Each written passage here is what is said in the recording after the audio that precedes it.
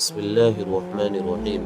حضرت ابو امامہ باہلی رضی اللہ تعالیٰ عنہ سے روایت ہے، وہ فرماتے ہیں کہ اللہ کے رسول صلی اللہ علیہ وسلم نے فرمایا، قرآن مجید پڑھا کرو، اس لیے کہ وہ قیامت کے دن اپنے پڑھنے والوں کے لیے سفارشی بن کر آئے گا۔ آج کی یہ جو حدیث شریف ہے وہ قرآن شریف پڑھنے کے متعلق ہے۔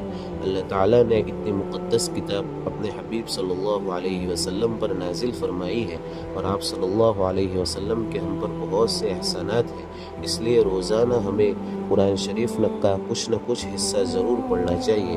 اس کو پڑھنے کی وجہ سے دل کو سکون اور روح کو تازگی ملتی ہے، اور قرآن شریف کا ایک حرف پڑھنے سے اللہ تعالیٰ ہمیں 10 نیکیوں کا اجر و ثواب عطا فرماتے ہیں۔ اور دوسری حدیث شریف میں ہے کہ تم میں سب سے بہتر وہ ہے جو قرآن شریف خود سیکھے اور دوسروں کو سکھائے۔